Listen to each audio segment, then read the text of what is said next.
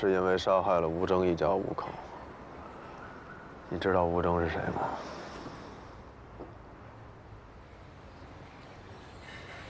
说心里话，我都不知道怎么就莫名其妙成了杀害一家5口的通缉犯呢。你们哥俩信息不对称的地方还不止一处。吴征是我们的人，他是市局的卧底。他们一家遇害的那天早上，我们还通过电话。他跟我说有一个不得了的发现：长风支队被犯罪集团渗透了，而且延伸到了级别很高的程度了。吴征既然是市局的人，为什么会跟你通电话？越来越像你哥了。问得好，因为我是他的牧羊犬。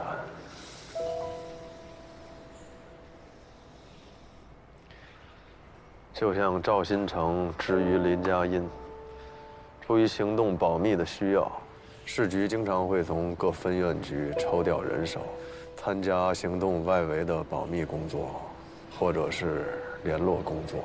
因为这行经常会开玩笑说，卧底是披着狼皮的羊，所以我们这种人就是牧羊犬。我的羊死了，而且死了一窝。从现场证据上看，杀他的人就是你。但从现在开始，我不得不重新考虑这个问题。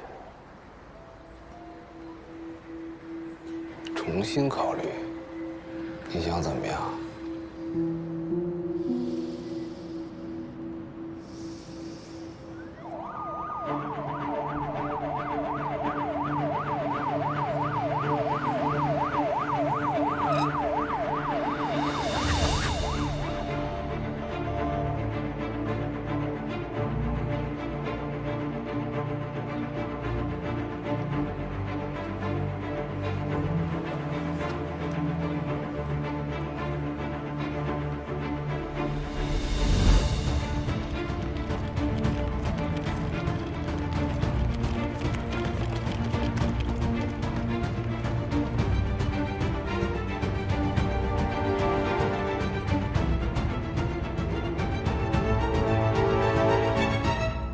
周旋，你因为被举报涉嫌谋害刘长勇副支队长，现在市局指派海港支队调查此案，决定对你采取拘留措施，带走。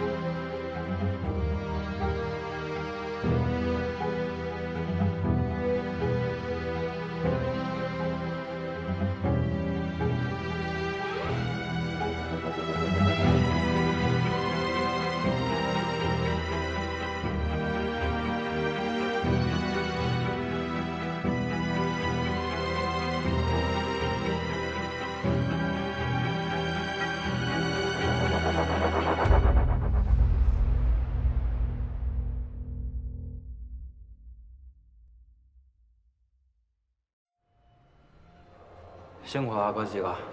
小王，哎，官大怎么样？什么情况？心脏病、脑溢血还是中风？到底什么症状啊？就是我们看到的时候就已经……哎，我知道了。可是现在，应该我去啊。那小周他……我没想好，这太突然了。你赶紧先回来吧。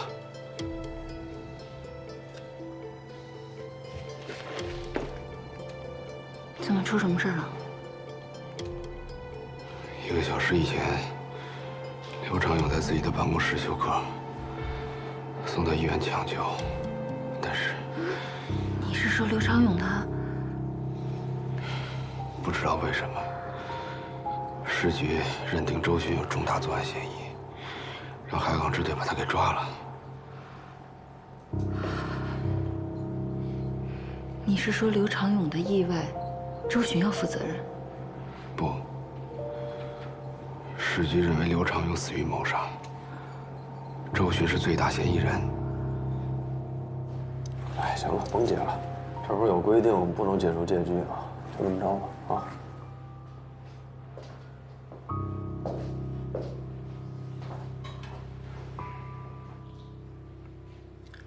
姓名：周迅，年龄35，住址：长风区罗家里6号楼901。籍贯：忘了，我爹山东人，我生在咱们青冈。家庭成员：就我和我爹2人。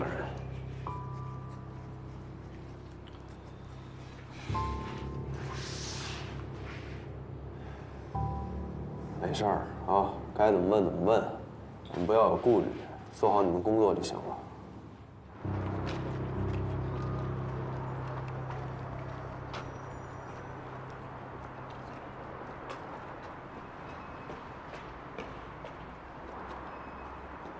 哎，站住！你谁呀？请出示证件。我是这儿的顾问，没有证件。以前是这支队长，随便找个同事都能证明。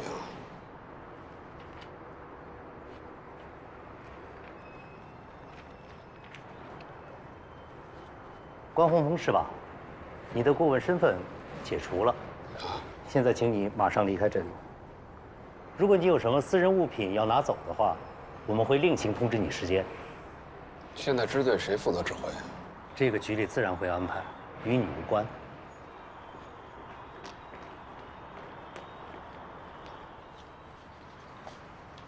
海港支队勘察现场。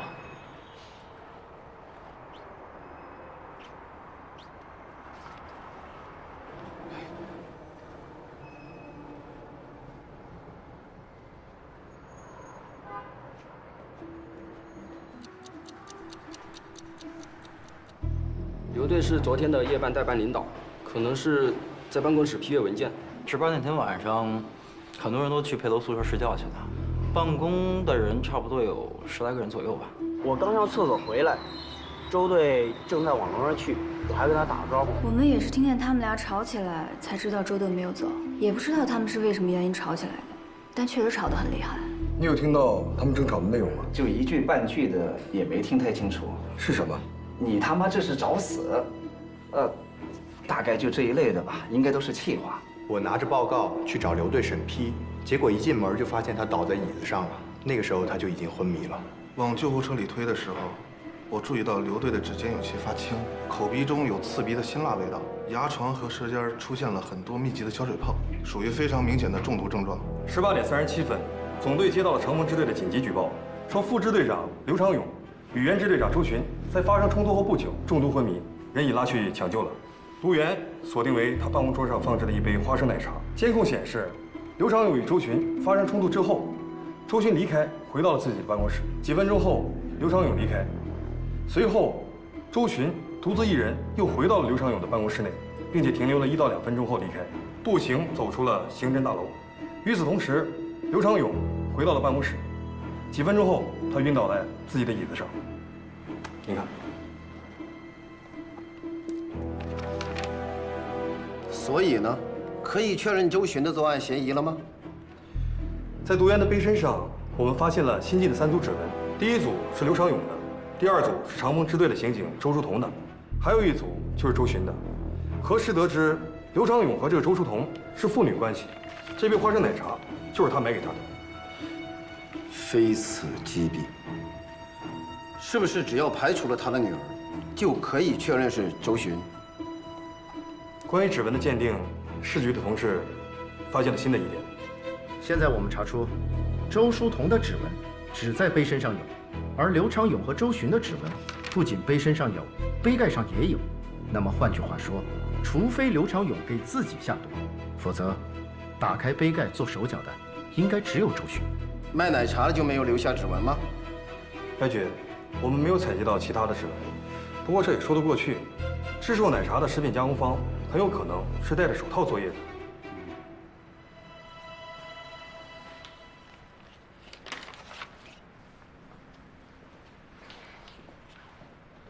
好的，我知道了。等有进展的时候随时联系。好的，关队，随时电联。叶方舟，肯定是叶方舟。你这么快就确定这事儿跟周迅没关系了？周迅这个大老粗，你要说他活活把谁打死，我信，但我绝不相信他会使用投毒这种小伎俩。更何况他是在自家的支队，到处都是监控，他又不是不知道。没错，这件事有很大的疑点，尤其是这刘长勇一上急救车，市局那边立马就接到举报，指向性异常明显。事关市分院局支队领导的生死，市局反应迅速，也在情理之中。宏宇向我描述过当时的情形，别的不说，他正和宏宇了解从长春调查回来的线索。当时他的表情、语态都非常的轻松自然，不像是刚投毒害过人的样子，对吧？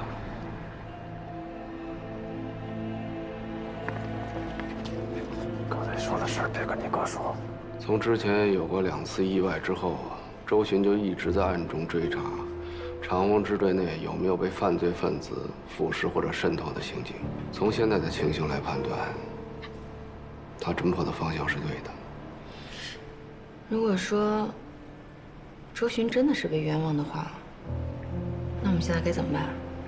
既然市局已经调查出毒源是那杯花生奶茶，从监控上看，刘长勇在饮用奶茶之前，除了周迅，没有任何人进出。所以，在剩下的这些可能性当中，我们要做的就是查一下奶茶什么时候被下的毒。市局不是已经查到那个杯子上面有周书彤的指纹吗？你说到点儿上了。我在支队这么多年，从不记得刘长勇是那种给自己买花生奶茶喝的人。得找机会问一下小周，那杯奶茶是不是他买给刘长勇喝的？等会儿我去医院问问。哎，如果我们能核实出那杯奶茶是在哪儿买的，你有没有把握把沿途的监控录像都调出来？不是，那你看你想看哪种监控啊？其中它交通监控和安防监控它破解办法是不一样的。你到时候吧，它不是说你行了，反正现在咱这状态也狮子多了不怕咬，我就都把它破了，你到时候看呗。先把机票的问题解决了再说。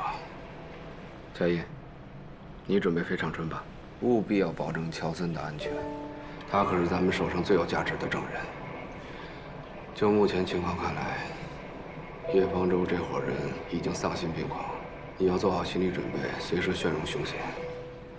那倒无所谓。如果陷入你所说的境地，交战的规则是什么？等到了正面交锋的时候，咱们绝不能手软。就算为了对付他们，你最好不要变得和他们一样丧心病狂。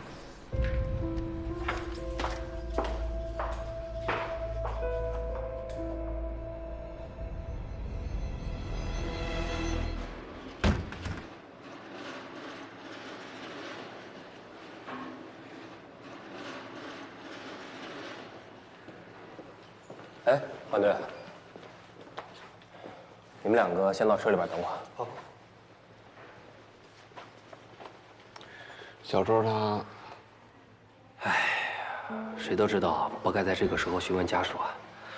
不过没办法，市局盯得紧，老白压力也大。我这算是上车下派吧。还好你们没把他给定成嫌疑人啊。按正规处置啊，他是刘长勇的直系亲属，又是买送奶茶的人，所以嫌疑最大。不过也恰恰是如此啊，所以在最一开始就排除了他的嫌疑。一方面是他缺乏杀人动机，另一方面，他的指纹并没有出现在杯盖上。就算刨去这些吧，这孩子一直跟着你，你觉得他像是那种投毒杀害亲爹的人吗？我怎么觉得并不重要，证据才是最关键的。他怎么跟你们说？这孩子倒挺坚强的，脑子也清楚。据他的回忆，他是在支队南侧的85度C 面包房，买了2个面包和2杯饮料，2杯饮料当中1杯是咖啡，1杯是花生奶茶，然后就开车回到支队，把面包和奶茶交给了刘长勇，自己回到办公室收拾了一下，就去食堂喝了半碗粥，然后就去佩楼的宿舍休息了。能确定那杯花生奶茶是被投了毒吗？技术队的初步检验结果是生汞混合物，不过和刘长勇中毒是否对症，还得等验尸结果出来。这不，法医正在征询他和刘队家属的意见吗？那也就是说，这杯花生奶茶从小周拿到手一直到交给刘长勇，这之间就没易过手势吗？从周书彤送完奶茶到刘长勇中毒昏迷，这中间只有老周2次出现在刘长勇的办公室，所以这个结果对老周可不怎么有利啊。哎，那小周手里那杯咖啡呢？他说他喝完了，然后就扔在那个食堂门口的垃圾桶里边了。你的意思是说，我们应该把那个杯子再找出来验一验？小周那杯咖啡应该是安全的，否则的话，他也早出事了。难道这个凶手就认定刘队一定会喝那杯花生奶茶？或者说，凶手确定小周不会喝那杯花生奶茶。下点联系。好嘞。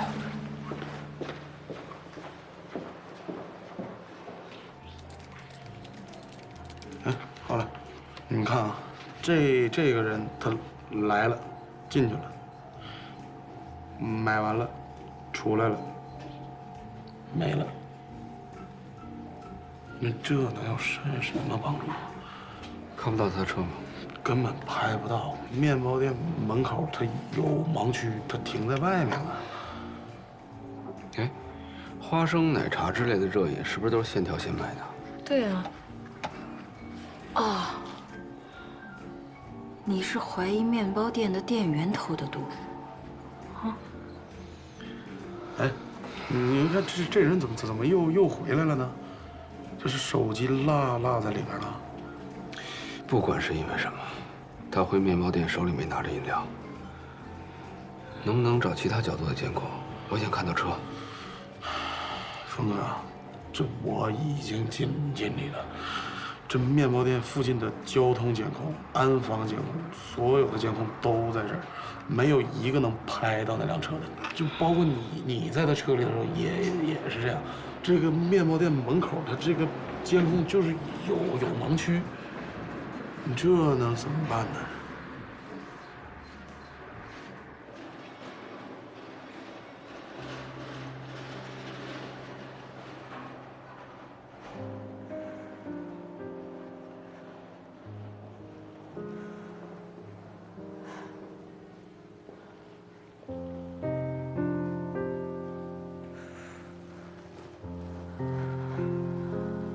关队长，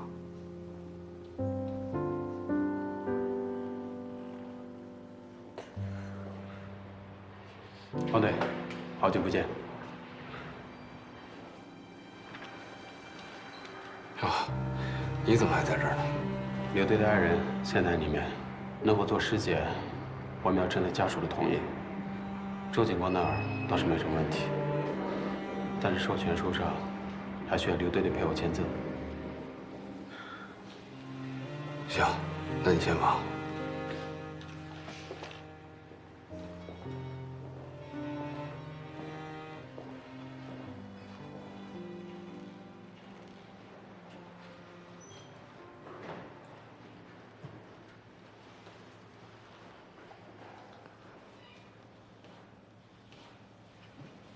我记得和关老师办过的一个案子里，有一个被害人叫齐卫东，我在法医室的门口见到了他的女儿。和关老师学习的这么长时间以来，我已经知道，人在面临巨大的噩耗时，会经历否定、抵触、悲痛和接受这4个不同的阶段。那个女孩没比我小几岁，现在想想，她似乎不处于任何一个阶段，也可以说任何阶段的状态都有一点儿。她这么多年来，盼望的就是能和父亲相聚，可结果呢，却盼来一个阴阳两世的结果。而我呢，父亲每天都在身边，而我却从来没有把他当成爸爸看过。这么晚了干什么去啊？执行任务。别人去不行吗？别影响了警察班，请别跟着我，自己能搞定。我这不是都是一直想办法保护你吗？愿意接受任何处罚，不像您刘长勇这副官僚兮兮的嘴脸。你说你这种人能当上副支队长，简直就是我们支队的耻辱。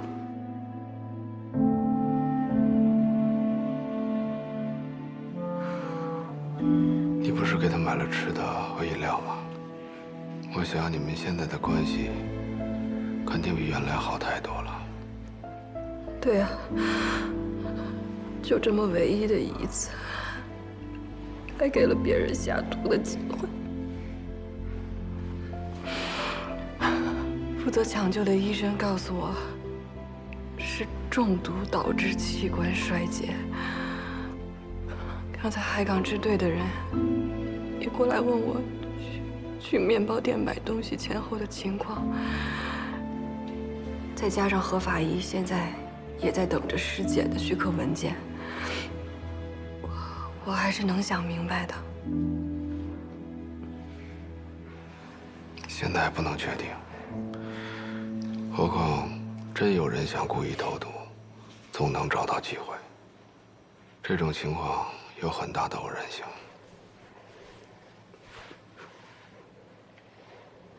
当初他俩离婚，他又重新组建了家庭。妈妈病重了，没过多久也去世了。叶方舟也被他开除出支队，继而和我分手。所有的这一切，我一直认为都是他造成的，而我当时以为自己能做的，就是拿自己的命换他后悔一辈子。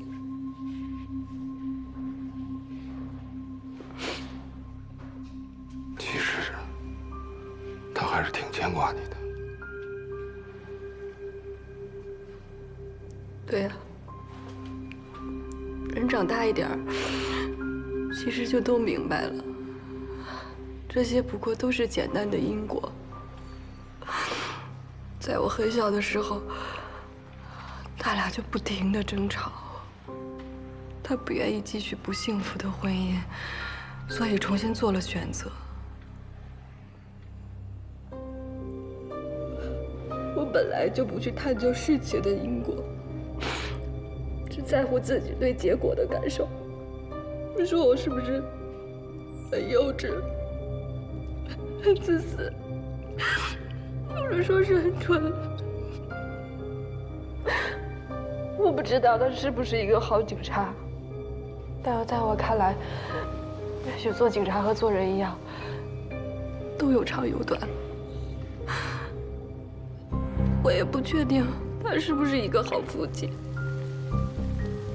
但我现在理解他，家家都有本难念的经，而他呢？他是我爸爸。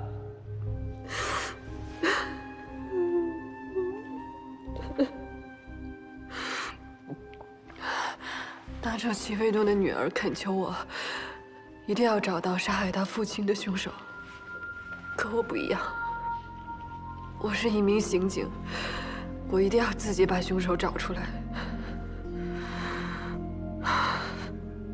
干嘛？老周。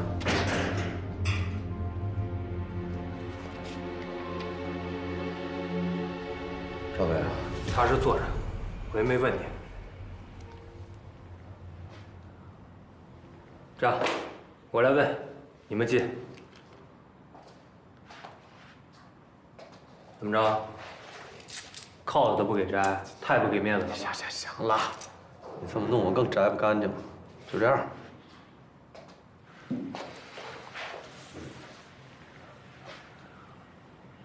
昨天晚上。 你都干什么了呀？昨天晚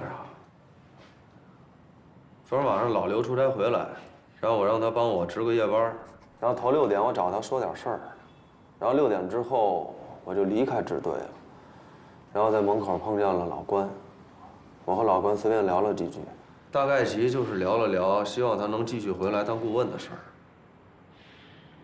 对，哎对，然后你们就来了，就把我带走了。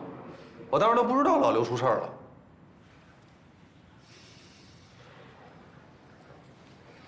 那你和刘长勇见面的时候，都说了些什么呀？我们就是说说他在长春得到的那些线索，该怎么往上汇报。你们对楼里的其他人都听到你和刘长勇有争吵，是因为工作汇报意见的不合？因为什么我想不起来了，但我们俩不一直就不和吗？这就不用记。 该怎么记怎么记，全队上下都知道我们俩不和。但是老刘是我们支队的人，我周巡的枪口向来是冲外的，绝不冲自己人。那你又回到刘长勇的屋里边，又看见他桌上放着一杯奶茶吗？当时没有，我第2次去的时候，我才看见他桌上放着一杯喝的。当时我特别困，我以为咖啡呢，我打开一闻，不是。 啊，奶不兮兮的，我就放那儿了又。那就是说，你承认你在和刘长勇发生争吵以后，又在他不在的情况下，单独的进入过他的办公室，对吗？我去的时候也不知道他不在办公室啊。你和他刚吵完架，你又回去找他，为什么呀？事儿没说完呗，还能为什么？哎呀，然后你就离开了支队。 对，你们俩先出去一下，我和老周单独聊2句。赵队啊，出去。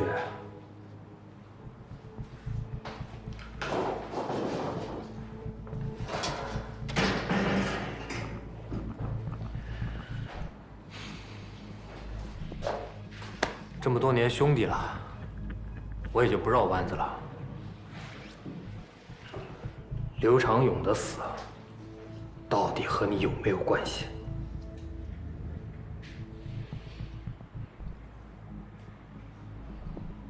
有关。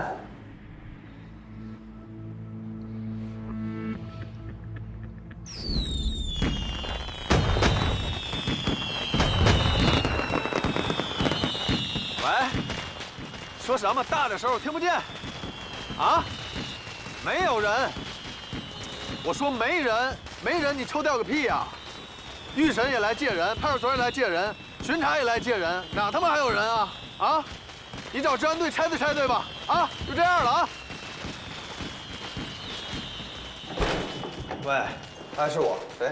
哎，老高是吧？哎，我让人过去了啊，不是什么刑事案件，就是一户人家把羊腿挂门口了。对，羊腿什么人腿啊？我告诉你，咱不说老百姓了，就是你们这派出所辨别能力太差。行行行。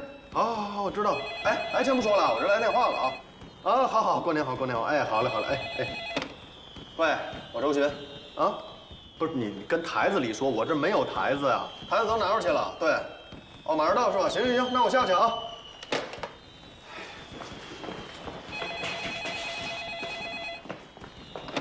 哎，我周巡，啊，我没受着啊，啊，行，那我下去看看。 哎呦，别提了，今儿接了6起纵火案，没有1起跟纵火有关系的，行啊，去，行嘞，好，派人，好，等着啊，去一会儿。周哥，刘队呢？刘队我不知道啊，是不是看春晚呢？没有，刚才市局那边又发了一个通告啊，110中心又给来一个案子，你说说。你帮我接个电话吧啊，我有个案子来不及了，我先下。哎，对了，玩，快啊！把你把那台子借我使使，我是没有了啊，给我用用啊，谢谢啊。哎，稍等，回话。收到，请讲。啊，远洋洗浴中心刚接到纵火报案，你们去现场看看，看是哪个缺心眼的把二踢脚蹦到人房顶子上了。啊，哥几个辛苦了啊！哎。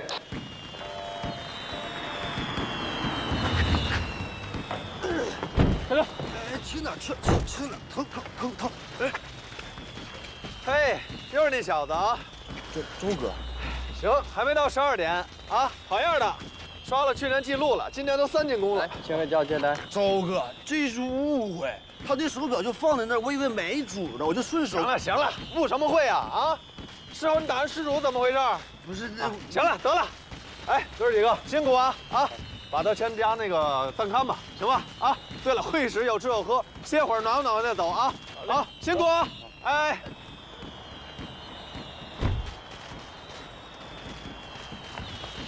哎，对了，刘队，那个小王刚才找您说市局有个什么通告要给您，回头再说吧。啊，好。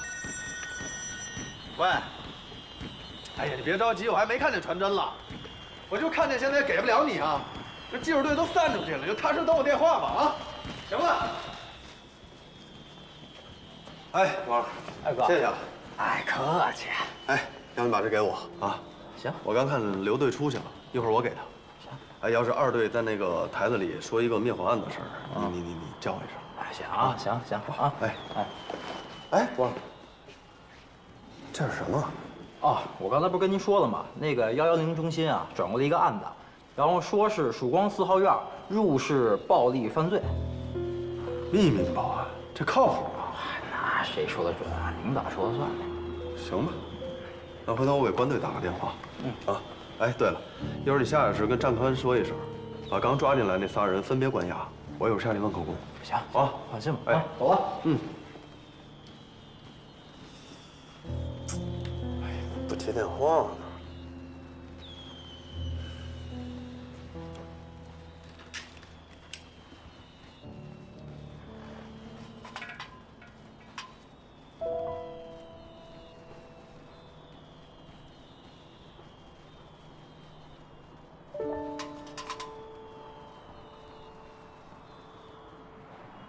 确切的说，从一开始，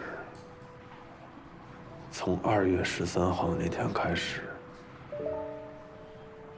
所有跟这个案子存在关联的人，都和他的死有关。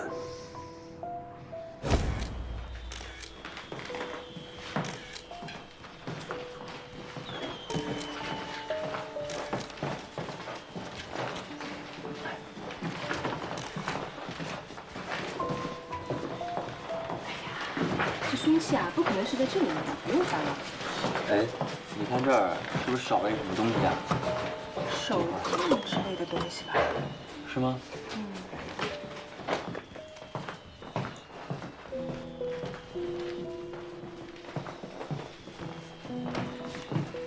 还没联系上关队啊？没有。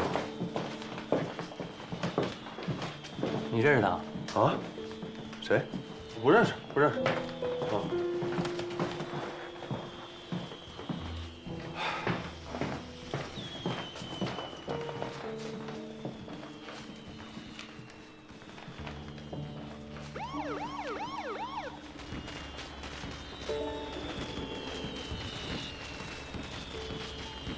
回来了，周哥。对。哎，周哥。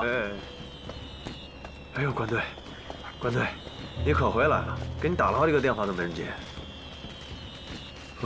鞭炮声太吵了，没听见手机响。哦，你怎么不在现场盯着呀？啊，我这勘察差不多了，我跟老刘吃口饭去。老刘呢？回队了。凶器都没找着，叫勘察的差不多了。凶器找着了？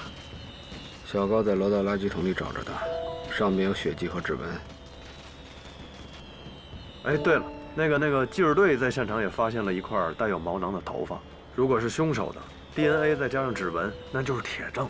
只要能找着人，这孙子想赖都赖不掉。关队，结果比对出来了，谁呀？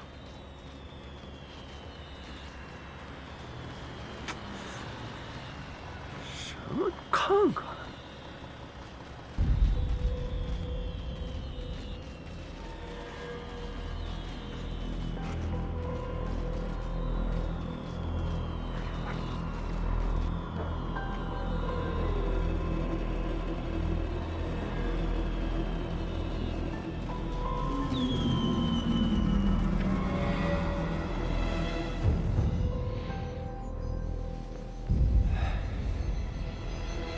现在这么看，这辆车用的是套牌，根据车牌号分析，这很有可能是一辆09年的海马。能从视频里看清楚司机的脸吗？现在这光线和角度实在是太不理想了，看不清。现在基本上能确定，他一直在跟踪我和周树桐。哥。 你有没有想过，不管是谁往奶茶里下的毒，他可能想毒死的并不一定是刘长勇。当然，他看到小周买了2杯奶茶，却选择了其中1杯投毒，应该是排除了几种可能性，譬如小周会一下喝掉2杯奶茶，或者他选择花生奶茶喝。他知道周书彤无论如何都不会喝花生奶茶。要不你就再来一个。 花生牛奶不用了，我吃花生过敏，一吃就长痘痘。遗传吧？啊？那倒不是，我父母都不这样，就我这样。所以说，他了解小周的生活习惯，甚至知道他吃什么不吃什么。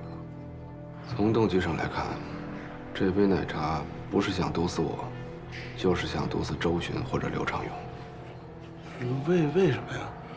因为周书彤的办公室里有很多的同事，你去待一段时间就知道了。要买的话，每人买1份，要不就干脆不买。他只多买了1杯奶茶，恐怕是给某个领导。从隶属关系上来推测，关宏峰的可能性最大，而且他也不在意毒死其他人。你说，周书彤回去取手机，来回来去也就1分钟啊。 凶手是在这个时间下的毒吗？应该是。开警车外出，不锁或忘锁是常事儿。因为开的是警车嘛，总觉得一般人轻易都不敢碰。再加上武器和步话机都随身带着，里边也实在没什么可偷的。姓叶这小子，我真是见缝插针不拉空。不是，但是现在咱们还不能确定。 这车里坐的人是谁呀？就这段时间，我们追的线索基本上都跟他有关。首先是王志革在押送途中被劫走，随后袭击支队，而王志革后来袭击支队用的那支枪，是我2年前和500遇袭时丢失的一支警枪。这起事件到最后，安婷因为被周巡看出马脚，想杀周巡，反遭击毙。 而安婷死之前，最后见的人就是叶方舟。而且不要忘了，这个曾经化名为安藤的安婷，是洪宇被陷害那个案的所谓的目击证人。到了金山那档子事的时候，叶方舟为什么要跟着你？这个点我一直也想不明白，但是毫无疑问，他对这个事儿很上心。刘长勇之前循着线索一直追到了吉林，并且找到了金山他们那次军火交易的掮客乔森。 而乔森则以手代笔写出了元凶的名字。哎，你说他设计这么多事儿，目的是什么呀？这些事儿不是他策划的，他只是个执行者。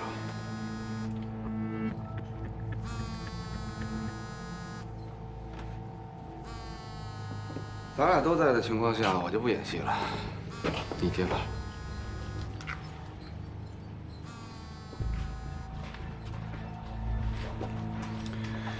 这些事儿的规模牵扯到非常复杂的情报来源、人员调配。叶方舟只是个小崽子，光凭他做不到这份上。不过那个乔三，哎，林佳音的飞机现在已经飞了。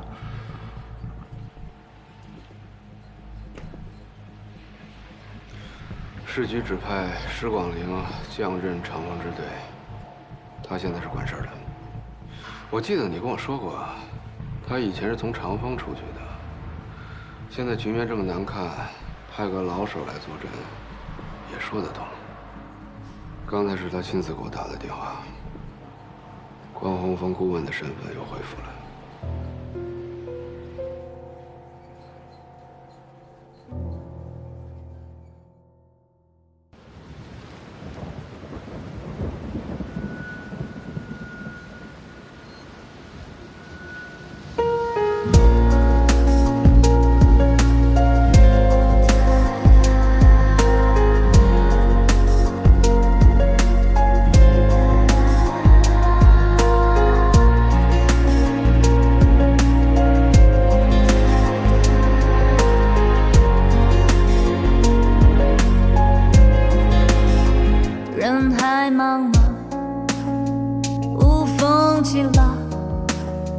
暗潮汹涌，此消彼长，春暖秋凉，别来无恙。明月当空，乘风破浪，谁心中有泪，挣扎于是非，爱假装不为，为爱赎罪。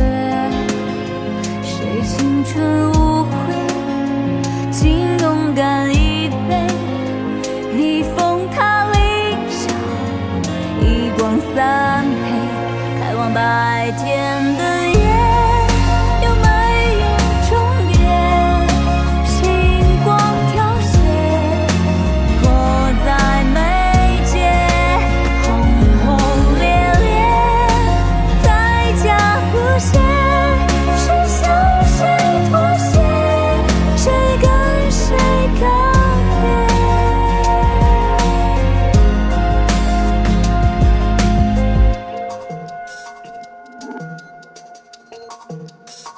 人海茫茫，无风起浪，暗潮汹涌，此消彼长，春暖秋凉，别来无恙。明月当空，乘风破浪，谁心中有泪，挣扎于是非。爱假装无畏，为爱赎罪，谁青春无悔，请勇敢一杯，逆风踏理想，一光三配，开往白天。